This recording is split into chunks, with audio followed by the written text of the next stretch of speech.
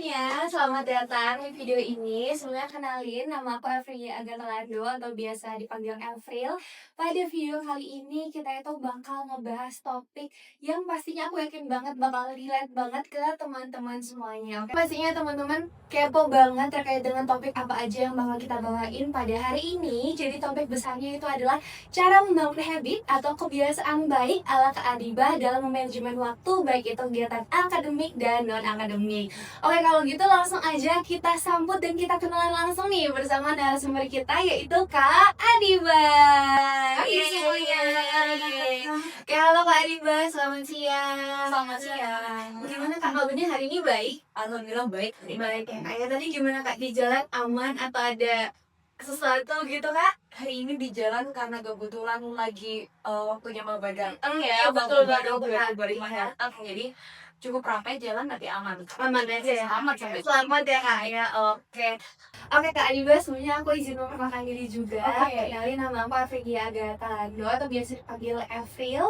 Aku dari Fakultas Ilmu Kesehatan yang sama dengan Kak Adibah dan dari program studi ilmu keperawatan. Nah, dari aku mungkin udah perkenalan, mungkin selanjutnya boleh dari Kak Adibah perkenalan juga. Halo semuanya, saya Adibah Arya Taris, bisa dipanggil Adibah atau Niba. Saya saat ini sedang menjalani perkuliahan di Prodi Profesi Nurse dari tahun 2025 awal ini, dan untuk program studi ilmu keperawatannya atau sarjananya dari tahun 2021. Oke, jadi ini dia guys narasumber kita pada hari ini. Oke, sebelum mulai Kak Adibah, aku mau ucapin terima kasih banyak ke Kak Adibah karena mau untuk menjadi narasumber kita pada hari ini. Mungkin setelah ini kita akan ngobrol-ngobrol santai aja Kak ya, terkait dengan apa yang sudah Kak Adibah lakuin pada saat di perkuliahan dulu. Oke, siap. Gitu ya Kak ya.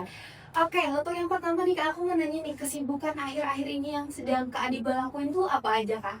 Kesibukan akhir-akhir ini ya, Iya. kesibukan akhir-akhir ini sebagai mahasiswa profesi Mm-mm. keperawatan ya, Iya. profesi nurse, satunya jaga. Oke. Kita lagi sering, ya bukan lagi sering, emang kita sehari-harinya akan jaga, baik itu di rumah sakit ataupun di puskesmas ataupun di area komunitas sesuai dengan stase yang sedang kita jalani. Oke, kalau boleh tahu nih Kak, sekarang ini Kak Adibah tuh lagi jaga di mana sih Kak? Hari ini kebetulan baru banget selesai 4 minggu stase Oh. jiwa. Oke. Stase jiwa ini 3 minggu di puskesmas, terus kemarin 1 minggu baru banget kemarin balik dari rumah sakit Raji Marudari Mimban. Oke, itu di mana tuh Kak? Rumah sakitnya tuh di mana? Rumah sakitnya di Lawang. Oh, di Atau Lawang. mungkin ada beberapa yang lebih kenal dengan rumah sakit jiwa Raji Marudari Mimban gitu ya Oke. mungkin ya. Karena sekarang diubah kata-kata jiwanya dihapus, jadinya rumah sakit Raji Marudari Mimban. Oke, berarti dari Kak Adibah sendiri baru balik dari Lawang ke Malang gitu ya Kak ya? Oh, bahkan spesial banget nih guys, kakaknya baru balik dari Lawang terus langsung menghadiri podcast hari ini. Buat podcast ini aja nih. Betul banget, khusus banget nih guys.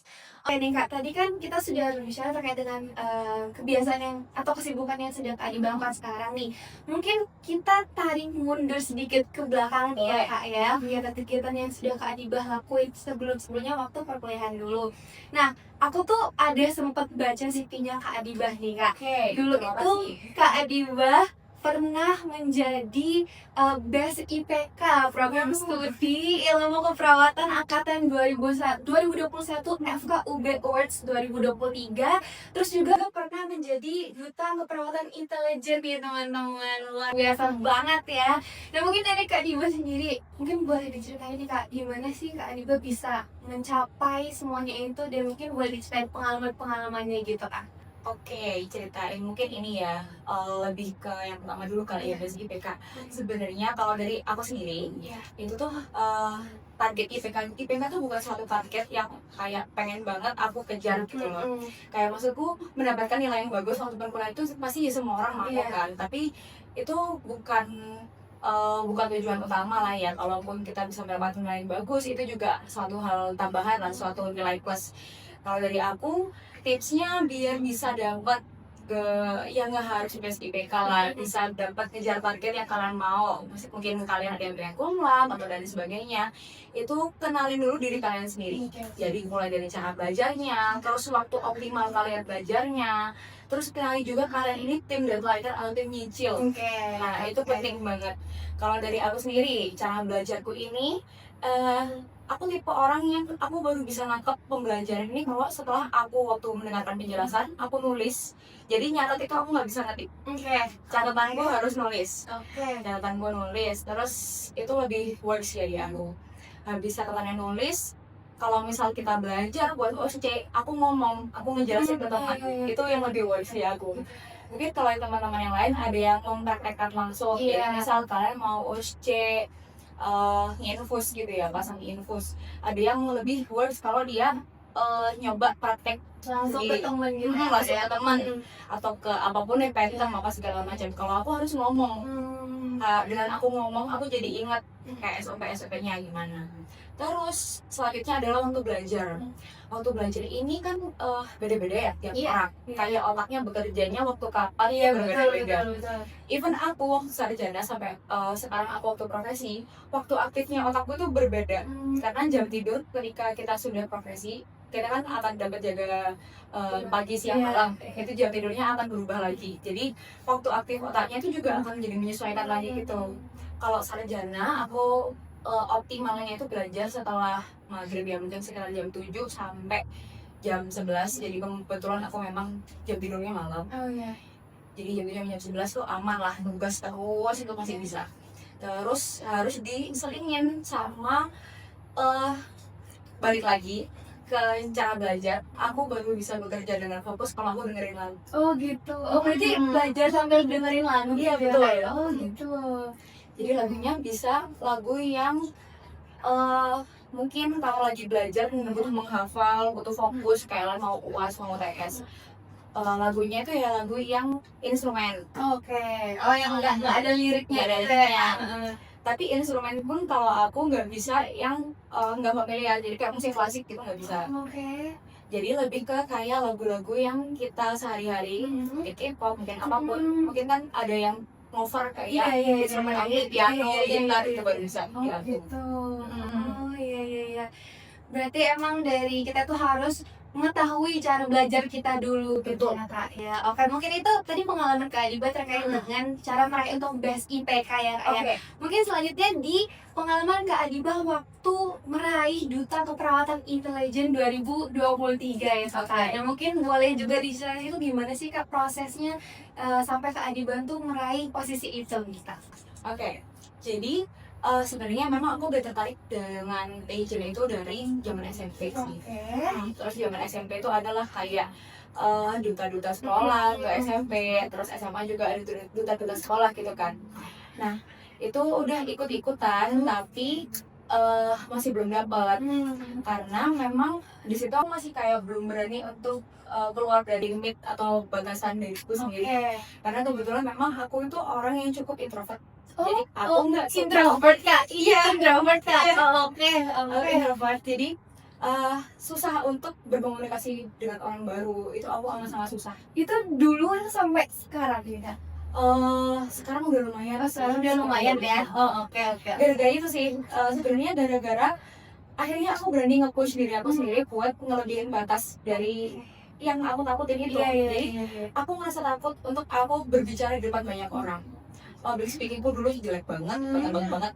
SMP itu aku bisa sampai megang mic gini ya, katakan kalau public speaking kayak ngobrol sama orang-orang, presentasi, pegang mic, wah sering Gemeter gitu ya, bukan main.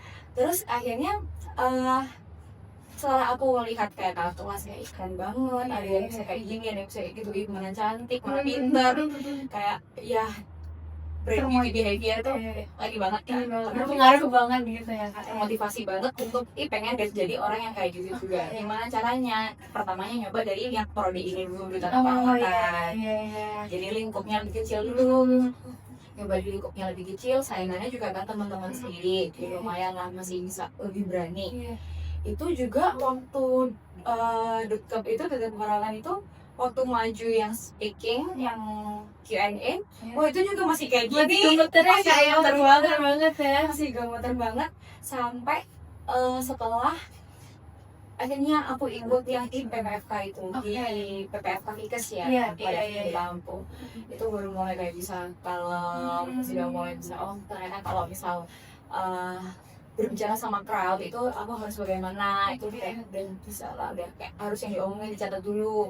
Persiapannya minum air putih dulu, persiapannya napas dalam dulu di backstage kayak gitu. Berarti memang awalnya tuh Kak Adiba juga mulai dari orang yang belum berani untuk berbicara di depan orang banyak, tapi karena adanya pengalaman yang serupa dari Kak Adiba sendiri berani untuk mencoba untuk keluar dari zona nyaman gitu lah ya kayaknya, dan Betul. sekarang bisa menjadi Kak Adiba yang sekarang ini.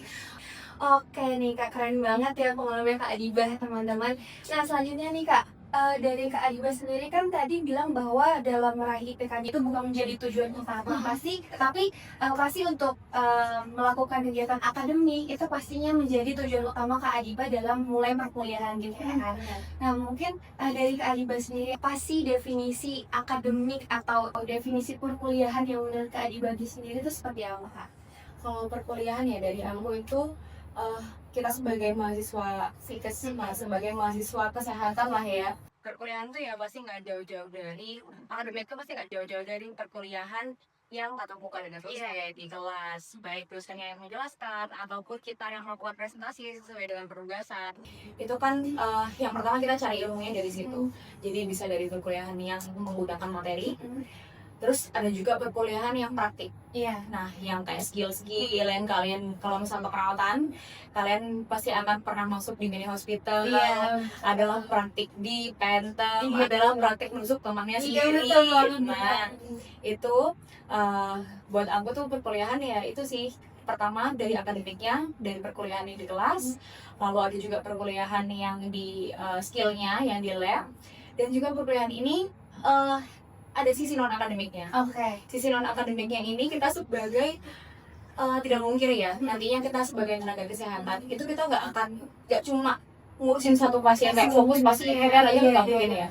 Kalian juga pasti kan harus ada sisi mengabdi, kalian harus ada sisi kayak berorganisasi, baik itu nanti mungkin setelah kita menjadi perawat mungkin gabung PPNI atau gabung apapun, mungkin organisasi sesuai dengan peminatan kalian, misal perawat wound care atau gimana.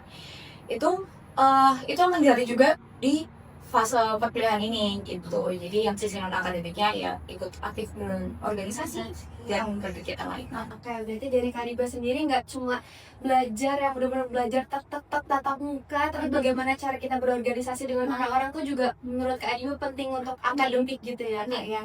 Oke, mungkin selanjutnya kita akan bahas terkait dengan masalah-masalah nih Kak. Pastinya pada saat perkuliahan nggak yang semuanya gampang, nggak semuanya urus lancar gitu ya Kak ya. Dari Kak Adiba sendiri nih mungkin yang dulunya dengan begitu banyak kegiatannya Kak Adiba, gimana sih Kak kesulitan-kesulitan yang pernah Kak Adiba alami selama dulu perkuliahan di bangku kuliah?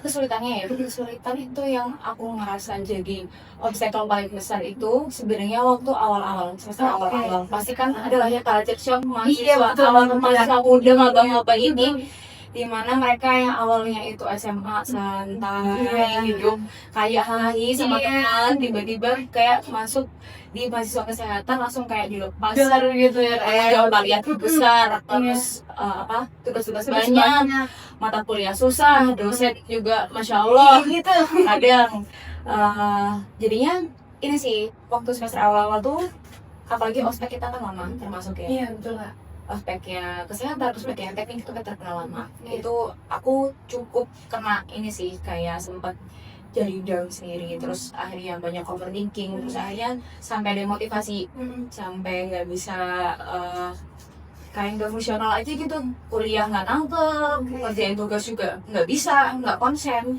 Akhirnya di situ aku memutuskan untuk take a break dulu, istirahat dulu, terus mungkin mengistirahatkan otak juga ya. Jadi kayak aku waktu itu lebih ke refreshing, nonton film, dengerin lagu. Terus kayak setelah aku sambil dengerin lagu itu aku sambil mikir kayak ini kenapa ya, kayak kedepannya harus gimana ya, masa harus tetap di sini, kayaknya harus dari diri kita sendiri kayak yang bilang kayak enggak, ini harus ngelawan, harus tetap dilakuin, harus tetap berusaha gitu. Oke, berarti gitu ya teman-teman, bisa dicontoh ke Adibahnya meskipun kita udah ngerasa kayak burn out, kita ngerasa kayak apapun yang kita pelajari udah gak masuk di otak, berarti kita tuh perlu untuk mengistirahatkan diri dulu ya, diri dulu ya, itu dengan kalian sudah menurutku ini tantangan terbesarku sih waktu ya masalah ini yang aku ceritain ini tuh adalah masalah paling besarnya aku waktu di perkuliahan sih. Jadi setelah aku sudah melewati ini, terus aku ketemu lagi masalah di mungkin semester selanjutnya atau bulan selanjutnya atau kapan, aku tuh jadi ada mindset kayak yang kemarin aja bisa, yang sekarang bisa, sekarang gitu. udah pasti lebih, sekarang Gitu. udah pasti lebih bisa gitu ya Kak ya. Gitu teman-teman. Jadi mungkin kalau misal teman-teman sekarang lagi ngalamin kesulitan di akademik atau di kesulitan apapun itu, nggak apa-apa teman-teman, belajar dari Kak Adibah ini. Mungkin dari teman-teman perlu untuk istirahat sejenak, terus ngambil waktu di mana-mana, waktu atau kegiatan yang dimana merasa teman-teman nyaman di situ dan bisa kembali lagi untuk beraktivitas yang dimana beraktivitasnya itu pasti lebih produktif dibanding yang sebelumnya gitu ya Kak ya. Oke, mungkin tadi kan kita sudah membahas dari Kak Adibah juga membahas terkait dengan yang akademik, bagian bersosialisasi atau melatih diri untuk berbicara dengan orang banyak itu juga perlu ya Kak ya. Mungkin dalam bahasan ini bisa kita bandingkan antara kegiatan akademik dan kegiatan non akademik gitu ya Kak ya. Nah menurut Kak Adibah sendiri, menurut Kak Adibah tuh kegiatan non akademik itu apakah penting Kak, atau sekiranya dari kegiatan akademik aja yang penting atau dari non akademik aja yang penting, atau keduanya sama penting, atau bagaimana menurut Kak Adibah? Oke, kalau buat aku sama pentingnya ya, nggak memungkiri kita akan sebagai nakes kalau misalnya kita akademiknya jelek, maksudnya akademik itu adalah sebagai bentuk pertanggungjawaban kita terhadap ilmu ya. Iya. Nantinya kita akan bertemu dengan pasien, kita akan bertemu dengan masyarakat, kita akan bekerja dan mengabdi itu juga dengan mengamalkan ilmu kita, gitu kan. Jadi otomatis pasti banget dong akademik penting, makanya kita semua berkuliah di sini. Iya, kan? Betul. Nah, non akademik nggak kalah pentingnya, karena non akademik ini kalau dari aku sendiri ya bisa jadi buat refreshing juga gitu loh. Karena non akademik yang kita lakukan itu pasti adalah hal yang kita pilih yang sesuai dengan peminatan kita. Iya betul. Mungkin kalau dari April, kamu join BEM karena kamu mungkin suka dengan bidangnya nih. Iya. Nah kalau dari aku sendiri, aku mungkin join pageant kayak yang duta keperawatan, terus PPFK, PPVKes gitu, terus juga lomba, terus klub. Nah ini kan di Vikas ada klub kan ya, banyak kan? Ada home band ya, terus ada klub choir dan lain sebagainya. Mungkin itu bisa banget jadi kayak tempat istirahatnya kalian sebentar, tempat refreshingnya. Mungkin kalian suntuk sama mata kuliah, sama ujian, kayak ya udah refreshing dulu, nyanyi. Kalau misal aku karena aku suka nyanyi ya nyanyi dulu, ntar kuliahnya lagi nanti gitu. Terus kalian kan sebagai manusia juga nggak mungkin cuma ini ya cuma satu di satu bidang aja gitu, kayak pekerjaan aja tapi yang lainnya nggak bisa. Nah disinilah kalian membutuhkan non akademik itu, karena dari non akademik ini juga kalian banyak belajar, mungkin belajar jadi lebih berani. Kalau misal aku dari duta keperawatan jadi lebih berani ngomong ke orang. Kalau misal aku fokus akademik doang, nanti aku ngomong ke pasien gimana? Nah itu yang aku pikirin dulu itu. Terus untuk hobi, jadi kalian jadi melatih sisi kreatifnya kalian mungkin kayak itu sih. Aku setuju banget sih Kak, karena kalau semisal kita kayak cuma fokus di akademik, ada beberapa skill yang bisa kita dapatin waktu kita join kegiatan non akademik itu, tapi nggak kita serap, nggak kita tahu, bahkan kita kayak masih meraba-raba ini gimana caranya. Tapi dengan kita join di kegiatan non akademik itu kita jadi lebih kebayang gitu kayak untuk melakukan hal-hal yang sebenarnya kita nggak lakuin di akademik kayak gitu ya Kak ya.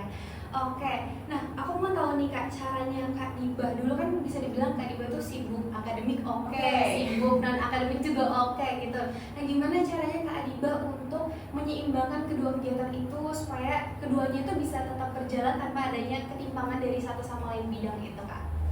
Oke. Ini klarifikasi dulu ya. Sebenarnya aku bukan yang paling sibuk, tapi banyak banget teman-teman aku. Kalian pasti juga ngerasain lah ya, mahasiswa kesehatan FK ini ngejar SKK apa segala macam. Nah, jadi kan kita sebenarnya juga dituntut ya untuk kita bisa memenuhi SKK tersebut. Kalau dari aku sendiri, cara menyeimbangkannya lebih ke ini sih, karena kita di sini berkuliah ya. Jadi kita harus tahu tanggung jawab utama kita adalah kuliah itu sendiri. Karena kan kita kuliah juga dibayar sama orang tua, mungkin ada juga yang bekerja sambil kuliah itu, dan itu bukan sesuatu hal yang murah.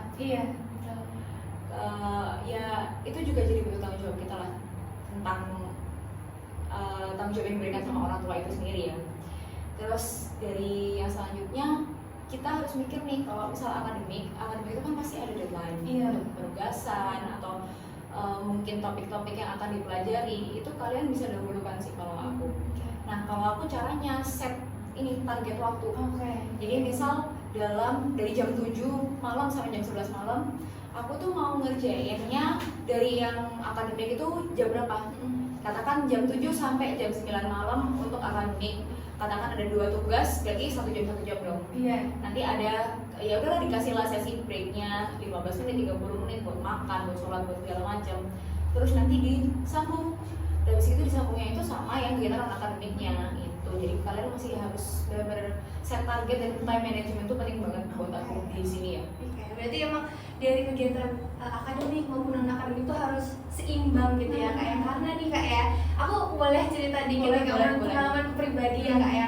Jadi di awal tuh kan pasti yang seperti yang kita tahu bersama, maba-maba itu pasti ada dapat satu proker yang dimana proker itu bisa dibilang gede gitu kan ya Kak ya. Nah itu mungkin bisa dibilang salah satu proker yang paling gede yang didapatnya pada saat maba pada saat itu. Dan mungkin dari kitanya juga yang dari maba-maba itu mungkin sedikit kaget dengan kebiasaan dari prokernya itu kan Kak, yang kayak dari pressure-nya yang berat, terus dari tugas-tugasnya yang banyak, deadline-nya juga yang bisa dibilang kita harus memenuhi sesuai dengan target yang sudah ditentukan sebelumnya.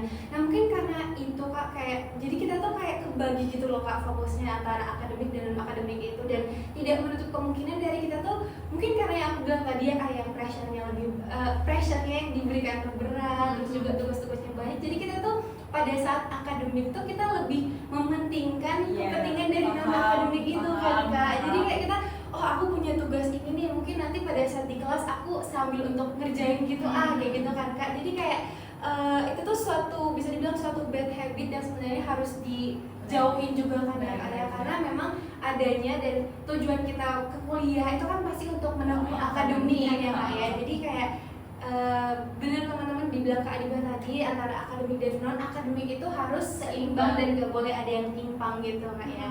Jadi atur jadwal itu tadi ya, menurutku yang paling ngaruh tuh di atur jadwal itu sih. Jadi kayak targetnya, atur target dan atur waktu per targetnya itu. Terus nggak memungkiri juga, aku juga pernah banget kayak ngomong gitu loh, kayak ya lebih mementingkan, nggak mementingkan sih. Jadi kayak condongnya tuh karena banyak banget. Aku tuh pernah banget 1 bulan itu benar-benar setiap minggu, setiap hari Sabtu dan Minggu ada proker. Pernah banget 2 bulan kayaknya kayak gitu. Wah itu bukan main. Itu memang ngaruh banget, pasti ke akademik ngaruh banget. Tapi kalau kamu nggak berusaha juggling with the responsibility, ya bakal jadi ketimpangan itu terasa banget. Memang waktu itu ya nilaiku cukup turun ya. Jadi kayak cukup turun, tapi aku pun masih tetap berusaha maintain akademik itu biar nggak turun-turun banget. Terus nggak kebayang kalau misal kita nggak bisa jaga waktunya, nggak bisa atur targetnya kita, itu pasti akan jauh banget, anjlok banget gitu kan ya Kak ya.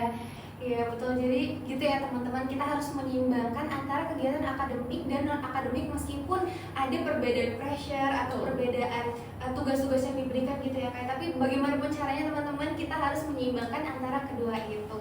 Nah Kak, ngomong-ngomong terkait dengan menyeimbangkan kedua hal itu, pasti dari kita tuh perlu untuk membuat kebiasaan baru, atau seperti yang Kak Adiba bilang tadi, kayak kita harus mengatur waktu, ngatur jadwal, list dan sebagainya kayak gitu Kak. Nah dari Kak Adiba sendiri, menurut Kak Adiba tuh ada nggak Kak kayak indikator-indikator utama atau tanda-tanda kayak aku udah ngerasain ini, dari aku berarti harus membuat kebiasaan baru atau membuat habit baru, dimana aku harus merubah cara kerjaku atau cara belajarku dari yang lama ke yang baru. Menurut Kak Adiba indikatornya yang seperti apa gitu Kak? Indikatornya tuh balik ke diri sendiri. Semua kalian harus merasakan dari diri kalian sendiri. Jadi kayak kalau dari aku ya, aku tuh merasa waktu itu aku waduh kok tugas aku keteteran banget nih, kayak waduh kok nggak ini harusnya udah submit, ini kenapa sekarang nggak submit nih gitu kan.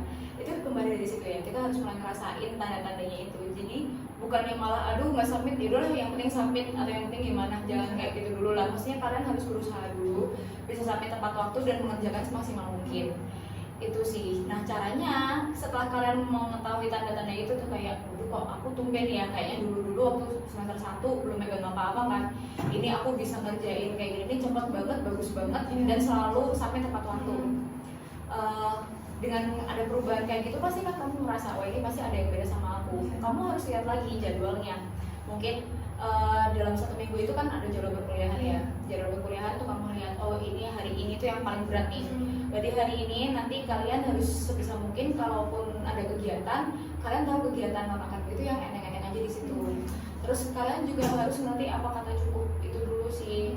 Jadi kayak sebelum kalian ngambil program, atau sebelum kalian ngambil tanggung jawab, itu kalian harus tahu dulu, ini sebenarnya aku udah keberatan belum sih? Kayak aku udah tahu, aku ini tanggung jawab yang sekarang sudah aku pegang ini udah kelewatan belum ya? Kayak gitu.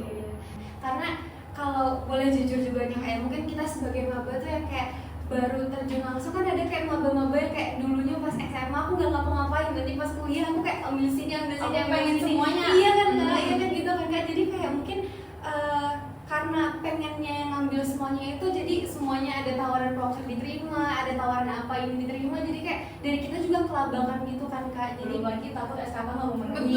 betul banget Kak, paham. betul banget Kak. Karena ada juga kan temen-temen yang bilang kayak, oh aku memenuhin SKK di semester awal aja, nanti semester akhir keburu sibuk dan segala macamnya, jadi kayak semuanya diambil di awal dan akhirnya di akademiknya malah ketinggalan kayak gitu kan Kak. Padahal harusnya kita juga harus tahu batasan diri kita gitu kan Kak.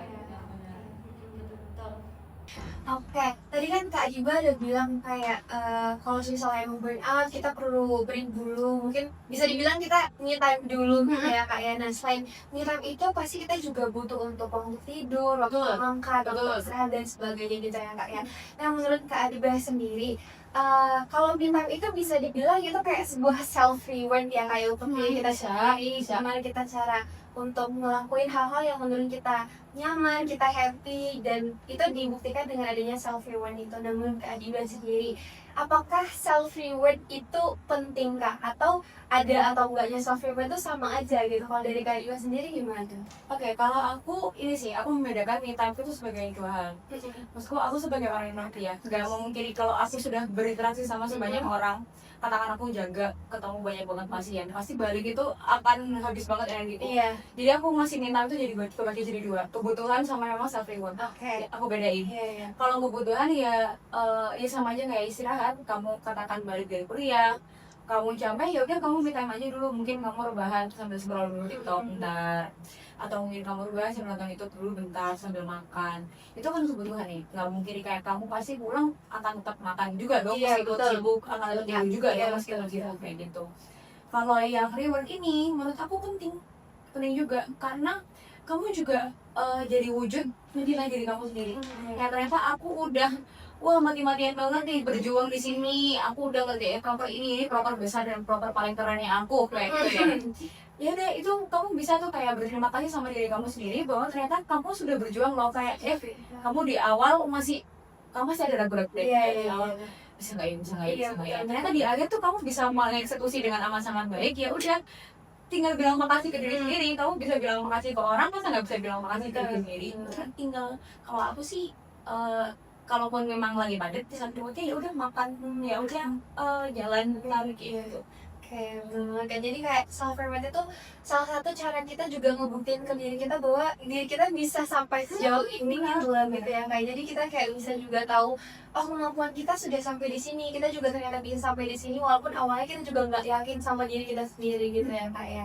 Oke, tadi kan self reward nih Kak. Mungkin kita ngomong ke kebalikannya, mungkin untuk yang punishment nih Kak. Biasa kan ada tuh kan Kak kayak orang-orang itu kayak, oh aku harus tetapin punishment ke diriku sendiri supaya apa yang sudah aku set untuk jadi goal itu nggak aku lalain, nggak aku sepelein gitu Kak. Nah kalau dari Kak Adiba, apakah Kak Adiba pernah menerapkan punishment kayak gitu-gitu ke Kak Adiba dulu pada saat kuliah yang menjalani begitu banyak kesibukan gitu Kak? Oke, sebenarnya dibilang pernah itu juga ini sih, aku melakukan itu sebagai bukan sesuatu yang aku sengaja gitu loh. Jadi lebih kayak ya udah ini konsekuensinya aku gitu. Jadi misal katakan aku udah set target hari ini aku harus nyelesain aspek ini gitu ya. Ternyata aku di situ hari itu kayak ya aku capek banget mampus. Katakan harusnya aku bilang kayak oh perkirain hari ini aku bisa tidur 4 jam 5 jam.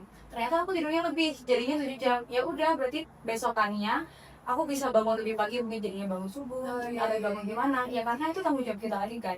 Jadi lebih ke kayak karena kamu udah tidur lebih lama, ya udah ini bantu kamu kayak gitu, jalanin aja. Itu punishment bukannya kayak gitu. Termasuk sih Kak, jadi Masuk kayak kan? harusnya kita bisa begini, tapi gara-gara itu jadi kita lebih meminimalisir apa yang bisa kita dapatkan gitu ya Kak. Iya, itu yang penting sih dilakuin, soalnya kan sebenarnya kalau misal kamu ngelewatin tanggung apa kayak udah kamu set tanggung jawab harus selesai di sini, terus kamu ngelewatin target itu, ya kamu juga harus nunjukin bahwa kamu ini profesional dan mengerjakan tanggung jawab ya. Berarti menurut Adiba punishment dan self reward itu penting gitu ya Kak ya. Tapi juga jangan terlalu ngehukum diri, Iya, juga iya, nggak baik juga. Terus self reward juga jangan, aduh udah kelas 1 paragraf self reward Betul, jangan gitu juga. Itu juga jadi kebiasaan kan ya Kak ya. Jadi kayak misal oh mungkin aku udah ngerjain sesuatu yang menurut aku bisa aku kerjain, itu dikit-dikit self reward kayak gitu bisa juga kan ya Kak ya, kalau bisa kayak gitu ya. Oke, itu ya teman-teman, boleh self reward, boleh kita merayakan apa yang sudah kita capai, tapi ingat teman-teman, sesuatu yang berlebihan adalah tidak baik. Oke Kak, mungkin kita akan menuju ke pertanyaan-pertanyaan yang terakhir nih Kak ya.